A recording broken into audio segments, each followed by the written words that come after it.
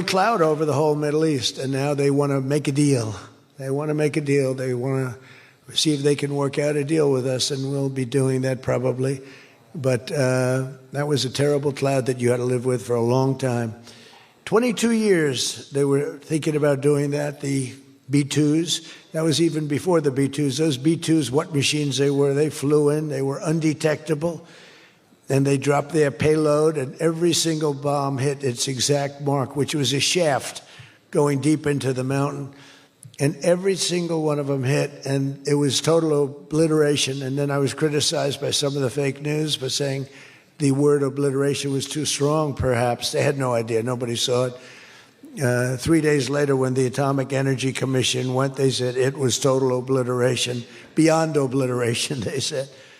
But they want to make a deal. We'll see what happens. This week, our countries also signed groundbreaking agreements on civil nuclear energy, critical minerals, and artificial intelligence. And I want to congratulate a lot of the great American leaders, business leaders that are in the room. And you'll do a great job for Saudi Arabia and for a lot of other people in the room that are buying your product, taking your product, and using your product. All of that is in addition to the $600 billion investment in the United States that Saudi Arabia announced during my unforgettable visit there last spring. Well, I said, could you try and get that up to $1 trillion? And yesterday, the Crown Prince announced that the number that they'll be investing in the United States is $1 trillion. So that's really an honor.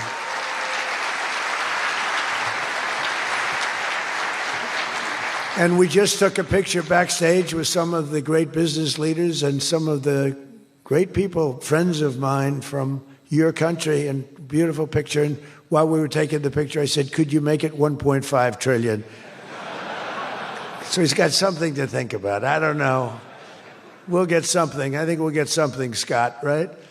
But many of you in the room are playing a key role in making these projects happen, and we're told that $270 billion in agreements and sales are being signed between dozens of companies, and that's just happening today, $270 billion. That's big stuff. So on behalf of the thousands of American workers who I care about most, I want to thank you for bringing all those jobs and all those great opportunities to America and bringing great wealth to America. We've become a very wealthy country. We have a couple of little things. We're waiting for a decision. We hope that's going to be good, but if it's not, we always find ways, we find ways, but we've done things that nobody thought were possible, and we're taking in trillions and trillions of dollars. Tariffs have been, frankly, the best thing that's ever happened to our country. They've always been used against us, and we never had people that were smart enough to use them in the opposite direction. But now you do, and we have taken in trillions of dollars, and it's been absolutely amazing. We're going to be doing a dividend to the people, low and middle income, moderate income people, of at least $2,000. In addition to that, we'll be paying down debt very substantially. It's the kind of money we're taking in. And really, countries that took advantage of us are no longer taking advantage of us. Some of our friends treated us far worse than our enemies on trade anyway, and we've got that all straightened out. And everybody's happy. They respect us again. It's like one of those things. I think they like us better, and they actually respect us, and it works out much better for us, too. But I especially want to thank our numerous Saudi friends here today, including the ambassador to the United States, a friend of mine, Princess Rima. Thank you very much. Great job. Great representative you have. You sent a good representative.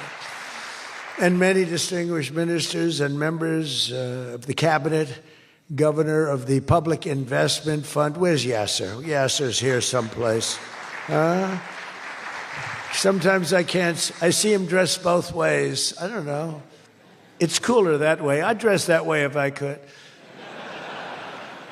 Yasser's terrific. He's a terrific man, actually. So thank you very much, Yasser.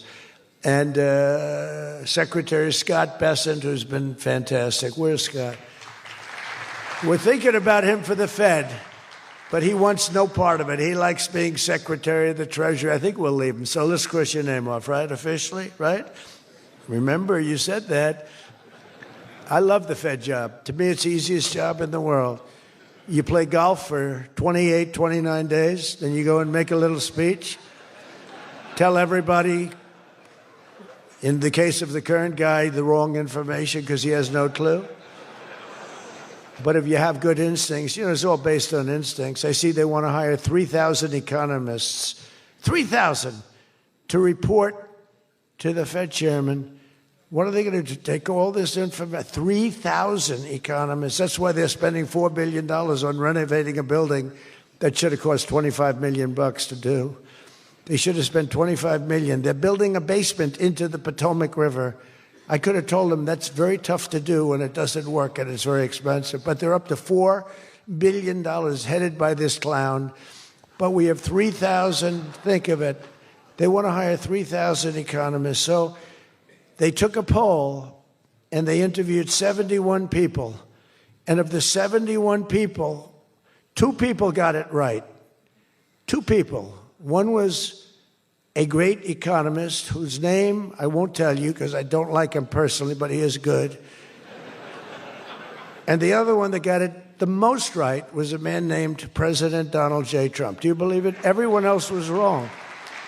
And I didn't have an economist. Well, I had Scott. But we got it right, didn't we? Huh? We got everything right. Doug Burgum, where's Doug? Will you please drill a little bit faster?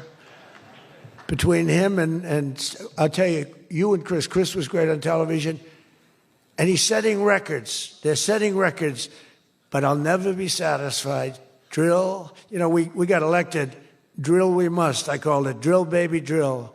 Con Edison, a great utility from New York many years ago, they used to have it said, drill we must and dig we must. So when they were digging in a road, they'd have a sign, dig we must.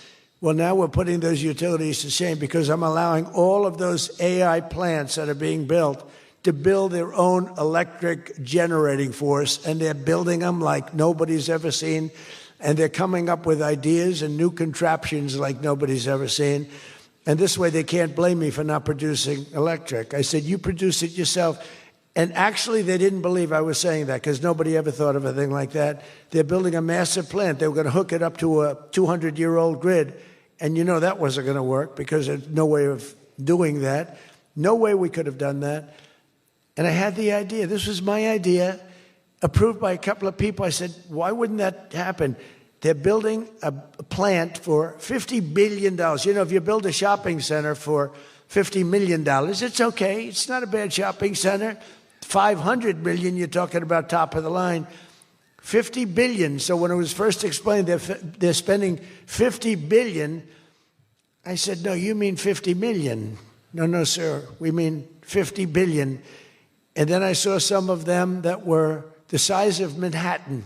I said, they did mean 50 billion. And I said, well, what you're going to do is with that, how would you like to build your own electric generating plant?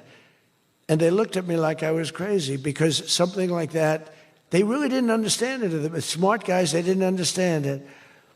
They said to me at the next meeting, sir, the biggest problem we have will be electricity. I said, you don't understand. I told you last week, you're going to build your own. I'm giving you approval to build your own plant, and you will be approved within a period of 2 to 3 weeks. It used to take 20 years prior to termination. In other words, you would wait 20 years and you wouldn't make it. You'd be voted down 5 to 4. I said, we're getting you approved in a 2-week, 3-week period. In fact, Lee Zeldin, one of the superstars of this administration, I said, Lee, if it's oil and gas, get them approved in 2 weeks. If it's nuclear, add another week. Because some are going nuclear, and they're doing, be careful. They better be careful, but they are going to be careful. They're the greatest people in the world. So now they come back, and they actually believed it, and now they're being approved rapidly, and we have things being built, the likes of which nobody's ever seen. We're leading China by a lot in AI. And we're also bringing auto plants in from Canada and from Mexico. They took them, and they're all coming back. They're all coming back because of tariffs. If we didn't have tariffs, they like the fact that we won the election by a landslide on November 5th. That helped. But they're all coming back, and they're coming back from Germany and Japan. Toyota just announced, as you know, $10 billion worth of new plants. They just announced it last week I went to various countries, and Japan was one of them. And Toyota's coming in with a $10 billion investment in 4 or 5 plants. Now, we're going to be more advanced than we were. So we led the car industry like 100% 50 years ago. We led the chip industry 30, 40 years ago. We had 100%. Then people came in and started taking it. I don't blame them, Taiwan, et cetera. They took 100% because we had no president that protected our industry. If we would have said, it's wonderful that you're going to Taiwan, we think it's great, but when you sell your product back into this country, there will be a 250% tariff. Nobody would have left. Nobody would have left. And Intel would have been a giant. Intel would have been, where's Jensen? Intel would have blown, well, he now owns a big chunk of Intel. He's got it figured all different ways. Where are you, Jensen? Stand up. You have done such a good job. And you had a good 2 days, I understand, right? A good 2 days. How's Blackwell doing, okay? Any recent competitors? Anybody going to blow Blackwell away in the next week? They say 10 years. I don't know. Maybe 2 years, 3 years. But you will not be stopping there. You'll be going further fast, right? An amazing job you've done. I want to thank Howard Lutnick and Christy Noem for being here. Christy, Howard, good job. Really good job. My daughter Tiffany's here with her great husband, Michael. Thank you very much, Tiffany. Thank you, honey. She was a great student. She went to Georgetown. She was a great, great student, and she finished really right at the top, and we were proud of you. And she was so proud, and her graduation got canceled because of COVID. But I say if her name were something else, they probably wouldn't have canceled it. They didn't like that she did so well in school. They weren't happy about it. I say they canceled your graduation because you were a great student, and they didn't want, but other than that, I have no problems. You see, I don't take anything personally. Anyway, great job. And of course, hundreds of the top minds in technology, finance, and private enterprise from both Saudi Arabia and the United States. But my message to all of the leaders and investors with us today, and they are the best in the world, is very simple. Under the Trump administration, America is back and America is open for business. And America is actually stronger than it's ever been before, ever. We rebuilt the military in my first term. Foolishly, we gave a little bit to Afghanistan, but not very much compared to what we built. But now we're building it at levels that we've never done before. And in addition to that, we're sending a lot out to our allies, and we're making it possible for them to get it. I want those companies to build more plants, to build it faster. We want them to build it faster. The biggest problem we have is we have a backlog because it's so good. Every country wants our missiles, our jets. They want everything we have, and we got to go faster. We just have a new plane, the F-47. It won a very strong competition. It's the newest, and that was won by Boeing. By the way, Boeing is doing an amazing job of coming back. Kelly is doing a great job. They're really moving, and it's really great to see. But they won the competition for the jet fighter, and they say it reaches levels that has never been reached, both in terms of stealth and speed and everything else that they go by. So they're just completing their factory, and they've already started work on the F-47. How did that number get chosen? I don't know, but I didn't pick it. I did not pick it. It was said, sir, we'd like to present you with the F-47. I said, that's an unusual number. How did you pick that number?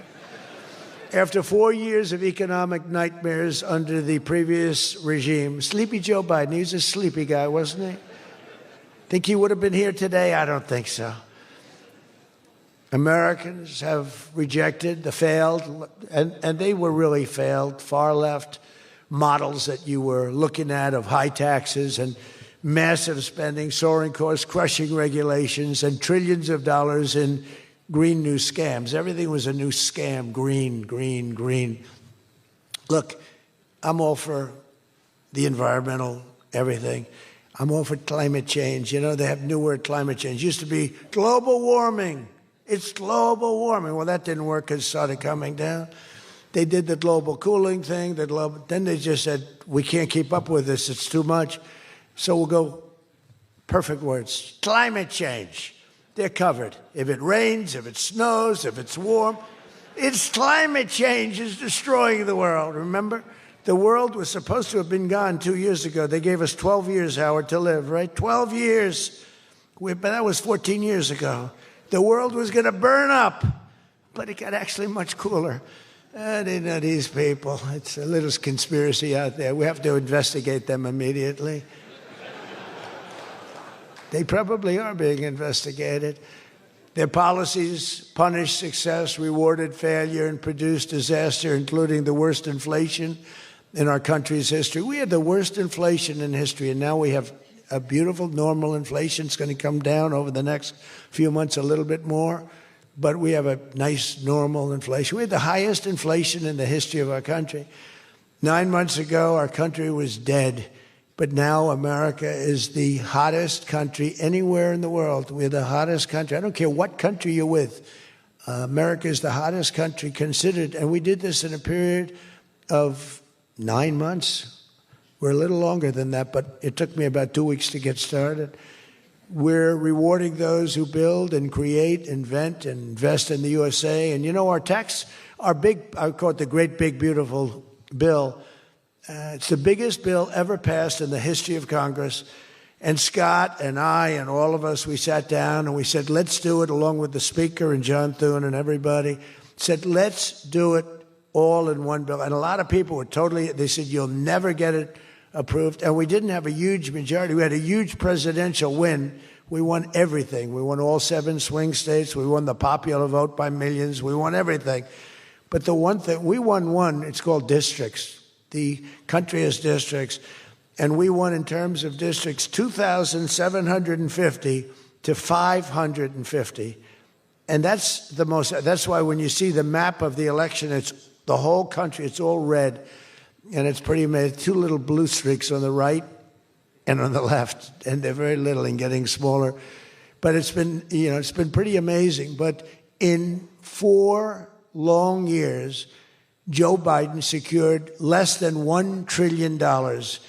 In 9 short months, I've secured $18 trillion to rebuild our factories, create hundreds of thousands of jobs, and bring back those beautiful words, made in America. So think of that. He did less than $1 trillion in 4 years, and in 9 months, we've done more than $18 trillion, okay? That's called success. And we think that by the end of the first year, it'll be over $20 trillion. So, and thank you very much. You helped with that little boost you gave us, that little increase. We appreciate it so much. We appreciate you. So it's just one example.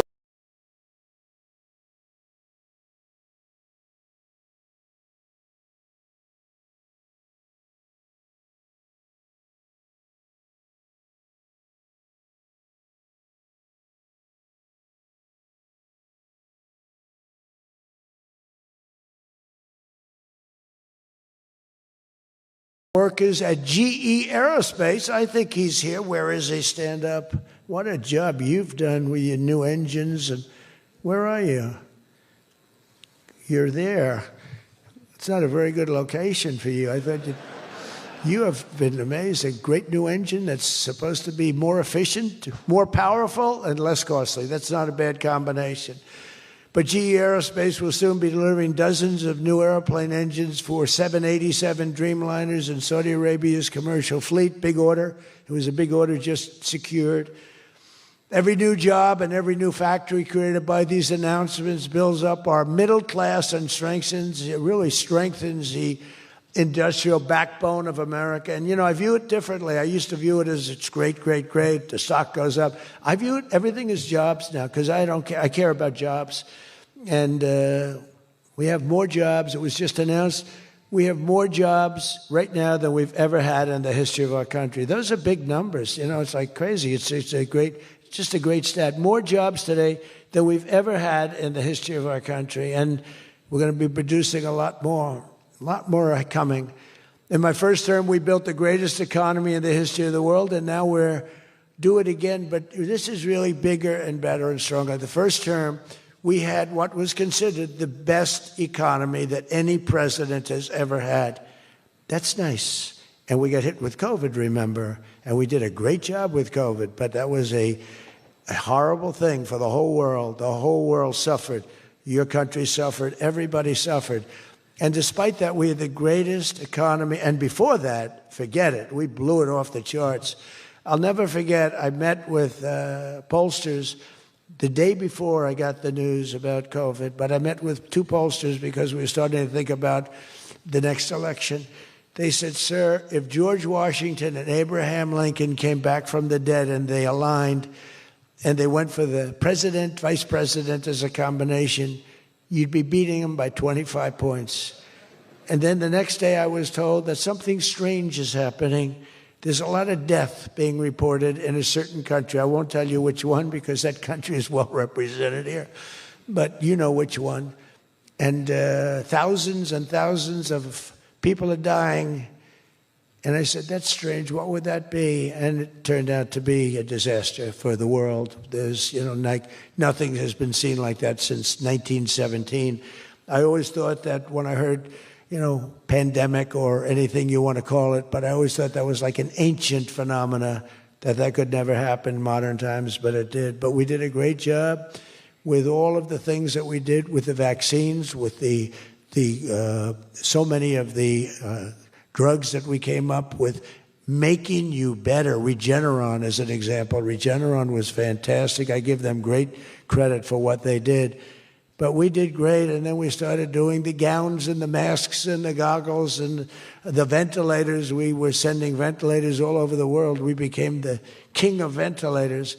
But what a period of time that was for all of us. But despite that, we had the greatest economy in the history we had the greatest economy in the history of the world. And I'll tell you, it was an amazing time. But this looks like it's going to be blowing it away, because when these plants, which are being built now, and many are going to be started very shortly, many, but when they open, we're going to see numbers the likes of which nobody's ever seen before. And, in some cases, you're building extremely complex plants. You're building plants to make computers and to make telephones, to make a lot of different things, missiles. But you're building plants that make things that are very very detailed, and you have to have great knowledge. And you're coming here and you find, if we don't have people that did that before, we are allowing you, and I may take a little heat. I always take a little heat from my people, the people that love me and the people that I love. They happen to be toward the right of center, toward the right. Sometimes they're way right. But if you have to bring people to get those plants opened, we want you to do that, and we want those people to teach our people how to make computer chips and how to make other things. You can't come in, and I'm explaining, you can't come in, open up a massive computer chip factory for billions and billions of dollars like is being done in Arizona, and think you're going to hire people off an unemployment line to run it. They're going to have to bring thousands of people with them, and I'm going to welcome those people. Now, I love my conservative friends. I love MAGA, but this is MAGA. And those people are going to teach our people how to make computer chips, and in a short period of time, our people are going to be doing great, and those people can go home where they probably always want to be. When people are born someplace, they tend to want to go, and we have the greatest country in the world, but they want to go. But they're going to do. We had one case in Georgia where a battery factory, batteries are very dangerous to make. They're complex, much more complex than people understand. And they spent $1 billion to build a factory, and they were told to get out. And I said, stop it. Don't be stupid. And we worked it out. And now they're teaching our people how to do it. But they're going to have to spend... Jensen, I don't think you can open up a big plant with your friend from Taiwan where we're going to have 40 or 50% of the computer chip business at I don't think you can do that with people that don't even know what a chip looks like. Do you agree with that? So somehow, the people that are against us are really, really smart. They're unbelievable patriots, but they just don't understand. Our people have to be taught. This is something they've never done. And we're not going to be successful if we don't allow people that invest billions of dollars in plant and equipment to bring a lot of their people from their country to get that plant open, operating, and working. I'm sorry. So my poll numbers just went down, but with smart people, they've gone way up. They've gone way up. And I mean that. So for those of you that are doing the plants, you're going to have all the help you need, and you're going to do a great job. And you're going to teach our people how to do it, and our people are going to be just as good as your people ever were in not such a long period of time. Since the election, the stock market has set, and this is a little more than 9 months, 46 all-time record highs. And the growth is now amazing, and it's lifting up the Americans and American economy like nobody's ever seen before. It's the biggest. There's never been a period of time like this. Wages for hourly workers are rising at the fastest pace in 60 years, and real wages for construction workers are up $2,200 a year, and that's good, and that's spending. They're going to spend. They're going to buy many of the things that you're making. In 9 months, we've lifted over 600,000 Americans off food stamps, and that's happening rapidly. You know, when we had the problem 2 weeks ago on the SNAP, and they talked about all of this, the numbers. So when I left, which was a rigged election, by the way, but that's okay. You know, they used to go crazy. I'd say rigged, nobody complains anymore because now they realize it was, and it's been proven, and it continues to be proven. But when I left, that number was $7 billion. Now it's $47 billion. That's Biden. So if you think about it, if Kamala, who's the same basic thing, grossly incompetent, he was incompetent, they're all incompetent because their policies are incompetent. Open borders, men playing in women's sports, transgender for everybody. I mean, they got the worst policy. I don't talk about it too much because if I talk about it, they might change. So, no, I don't talk about it. I tell people, don't talk about it. Wait till 2 weeks before the election and hit the hell out of them. Right? We talked about that, right, Elon? He said, we wait 2 weeks before. It's almost like you're at a war. Don't shoot yet. Don't shoot. Hold your fire. The enemy's rushing. Hold your fire. Don't shoot. Okay, now you can go. 2 weeks before. But I watched a guy the other day, a congressman, fighting for men playing in women's sports. And the new weightlifting record for a certain weight was just set. The man was 119 pounds higher than a woman champion who was a phenomenal champion. Beat her by 119, and he was an average lifter prior to transitioning. A lot of the Saudis are sitting here saying, what the hell is he talking about transition? They don't do a lot of transitioning. They're sitting here, the Saudis are saying, what is he talking about? They're saying, what do you mean women are playing against men? No, that doesn't happen, does it? Yeah, it does. These people are crazy. 1.9 million more American-born workers are employed today. Think of that, than when I took office. So we picked up almost 2 million workers, and more Americans are now working, as I said, than at any time in the history of our country. Under Biden, 1 out of every 4 new jobs went to increase the size of the federal government. So in other words, 1 out of 4 was a federal worker. Well, I love our federal workers, but that's not the way you can build a country. It's a short road to a disaster. Under my administration, 100%, think of that, of all new jobs created came out of the private sector. In fact, the federal government, we cut thousands and hundreds of thousands of jobs out of the federal government. Now, if I wanted to do something for purely political reasons, I'd say, Susie, let's hire a couple of million federal workers. And you know what happened? Unemployment is unbelievable. We don't do that. They did that. They used to hire workers in order to fudge up the numbers. The federal workers. By the way, Susie Wells, most powerful woman anywhere in the world, by the biggest, most important magazine. Susie Wells, she had a father, Pat Summerall, the great announcer, football. He was a great football player, became an even greater, the voice of the NFL, and he was supposed to be a tough cookie, and I believe it 100%. Most powerful woman in the world. She can take out a country, take out a country with one phone call. That's power. I don't know if I could do that, but she could. Thank you, Susie. Do you feel good about the job you're doing? Huh? She's never going to be satisfied. She's doing a great job. We're also making incredible strides to make America affordable again. That's a new word that they're using. Affordability, they talk. They had the worst inflation in history. They had the highest prices in history. The country was going to hell. The only thing that we're going up in is our stock market, okay? The only price that we really have, I mean, we're bringing prices down, but they came up with a new word, affordability. And they look at we were all about affordability, and everyone assumes that meant that, no, their prices were high. If you look at the numbers, since I took office, core inflation is now below 2.7%. It was at numbers that nobody had ever seen before with them. Walmart just announced that the cost of their standard Thanksgiving meal is reduced by 25% this year from last year. So they make, look, the Democrats, I don't know, some of you are probably liberal Democrats. I don't know about in your country. I don't know if you know that word, liberal. The word liberal doesn't exist. But they have a new word now. You can't use liberal. You have to use the word progressive.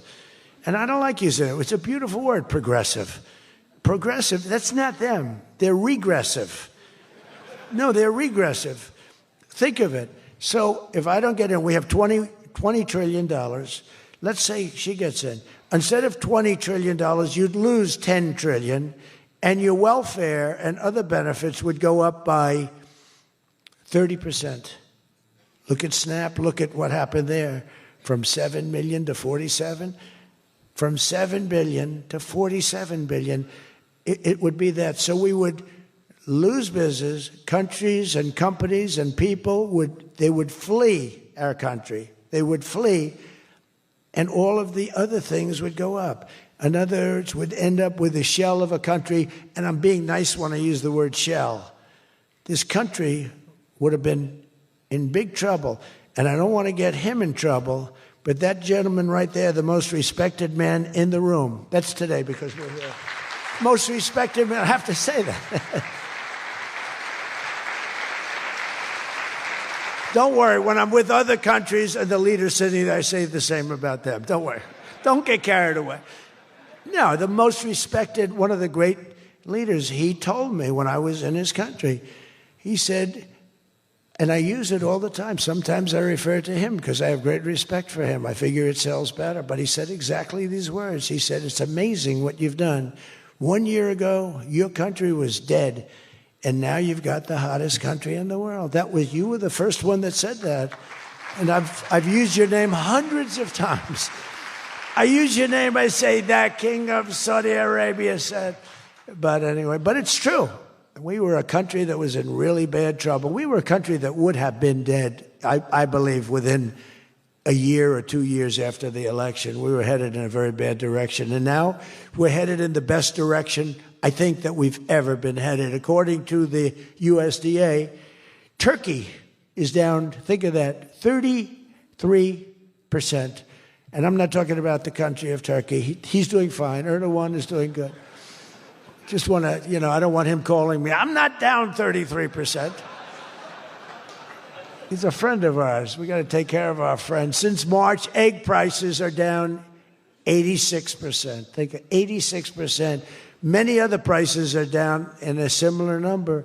When I first came into office, my first 3 days, I had a news conference, and they started screaming at me. Those people, that's a lot of people back there. Look at all the fake news. They started screaming at me, eggs, eggs. I didn't know anything about it. I said, what's going on with eggs? They're up quadruple. I said, I've only been here for 3 days. And we'll work on it. And we got them down very substantially. They said, don't buy eggs for Easter. At the White House, we have an Easter egg hunt. We buy thousands of eggs. People come from all over, thousands. They asked me, sir, would it be possible this year to buy plastic eggs? I said, I'm not buying plastic eggs. The kids are going to pick up an egg. They're going to, what the hell kind of an egg is this? And we bought maximum number of regular eggs, and we got the prices. Brooke Rollins did a great job, Department of Agriculture. She did a fantastic job. And eggs are way down now. Mortgage rates are down despite the Fed. I mean, Scott, you got to work in this guy. He's got some real mental problems. And there's something wrong with him. It's just sweet. I'll be honest, I'd love to fire his ass. He should be fired. Guy's grossly incompetent. And he should be sued for spending $4 billion to build a little building. I'm building a ballroom that's going to cost a tiny fraction of that, and it's bigger than the whole thing put together. You got to work on him, Scott.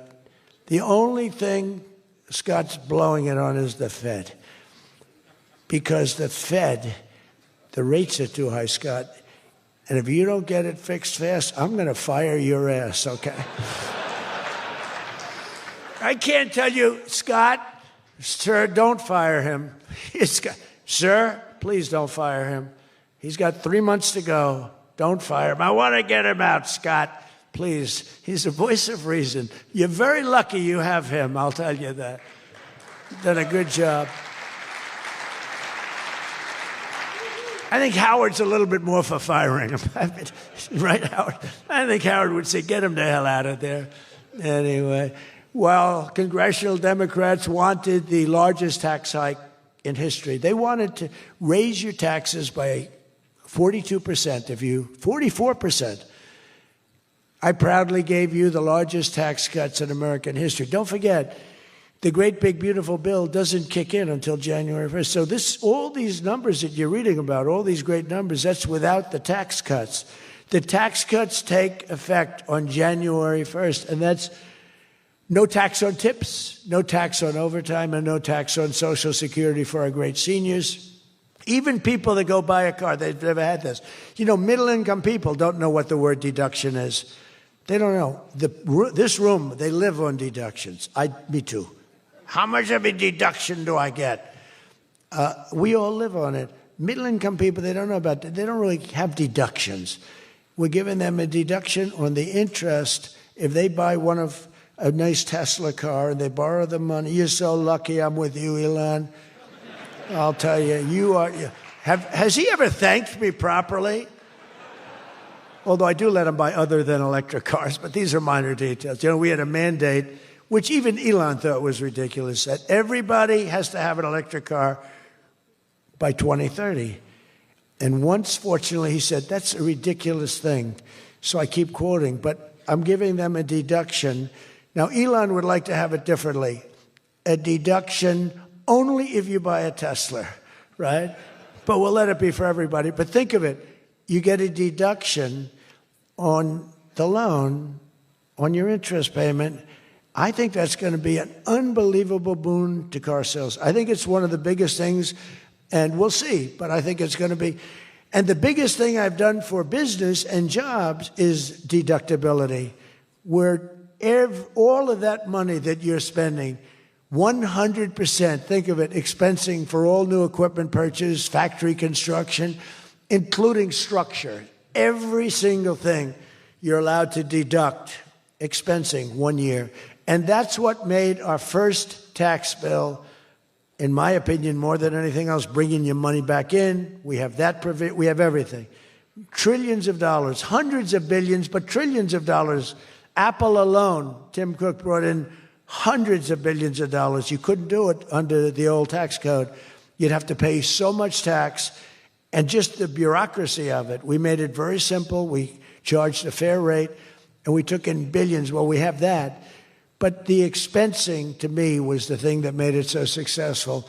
And the other thing is all of those tax cuts that we got, that was the largest tax cut in history.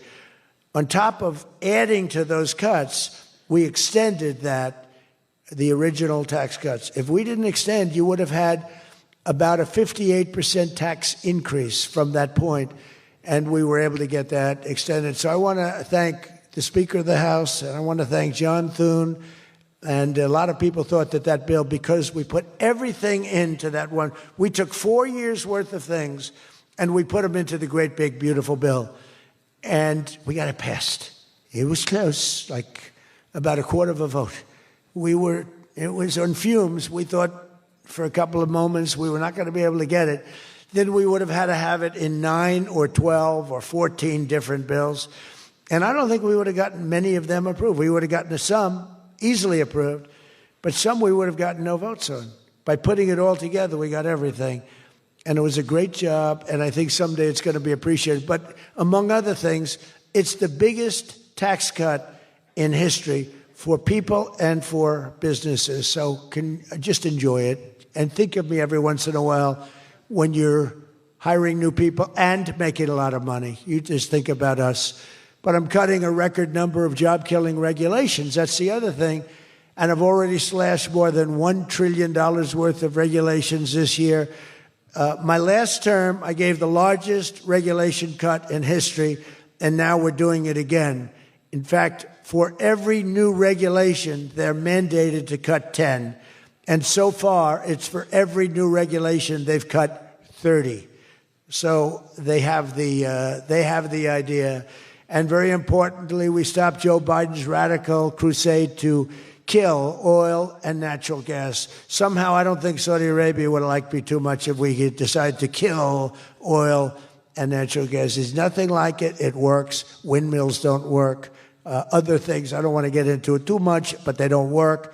What does work is natural gas, oil, nuclear, and other things. But the windmills are a disaster.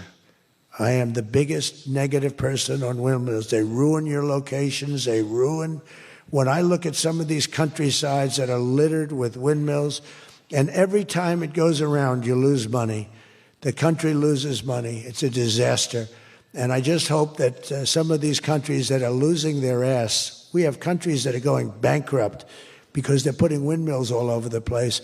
You're supposed to make money with energy, not lose money with energy.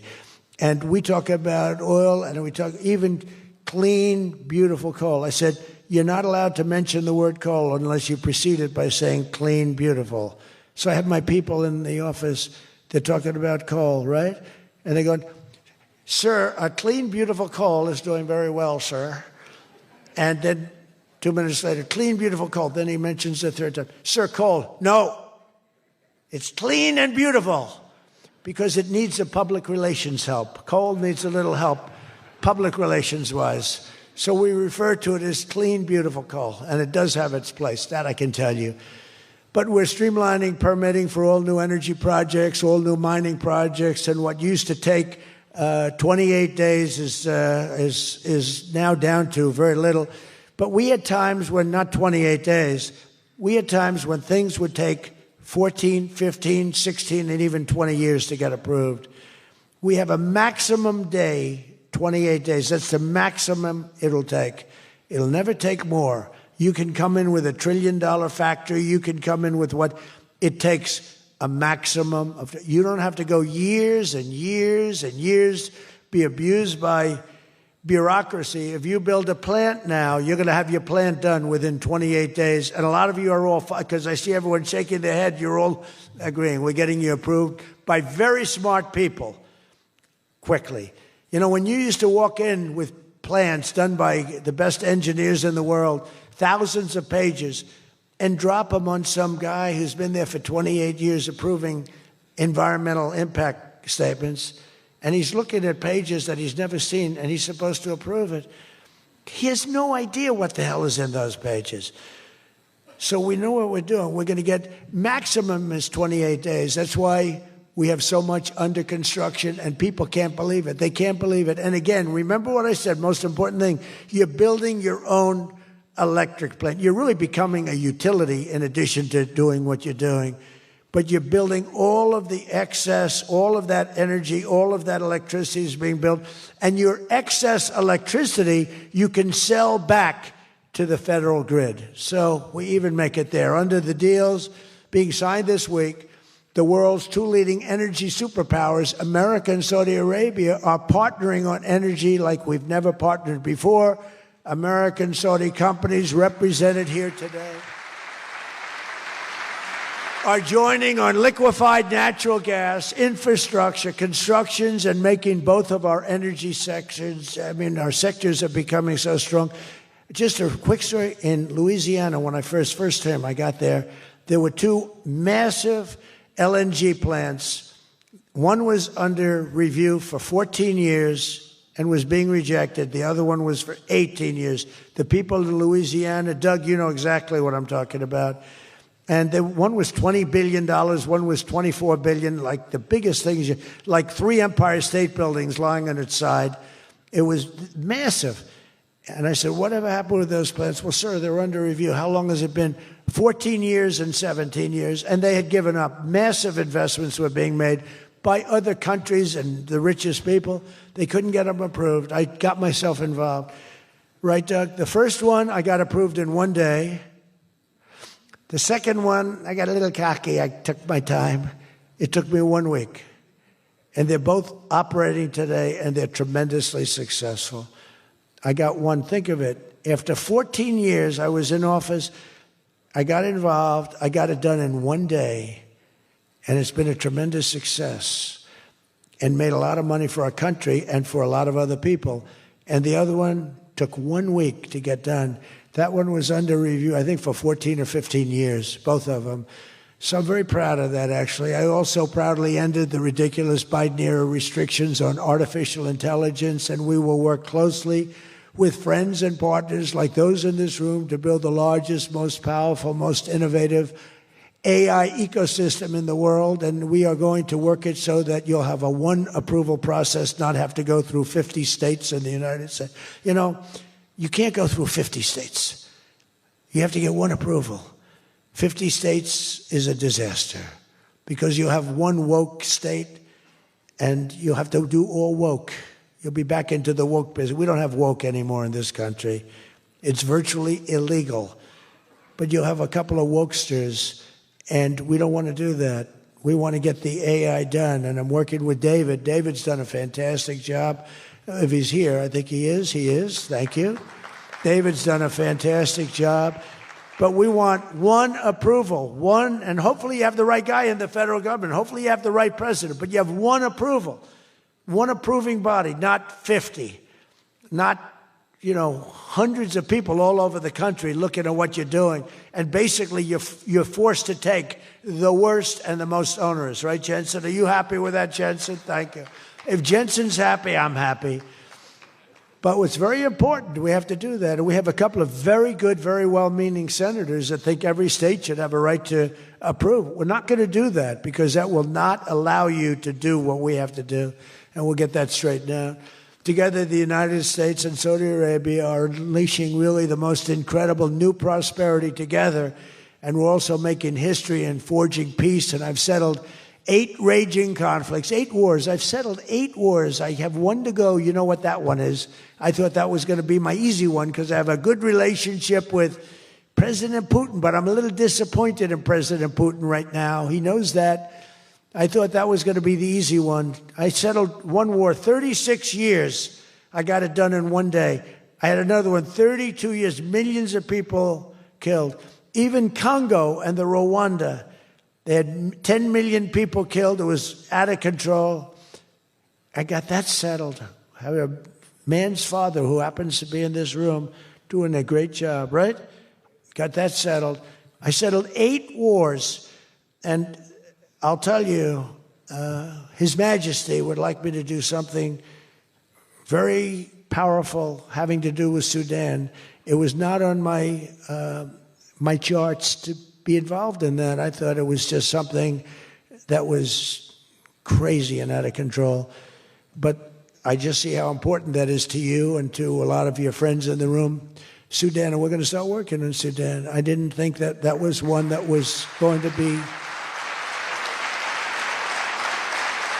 so easy to do, but we're going to start working. Mohammed said, yeah, thank you.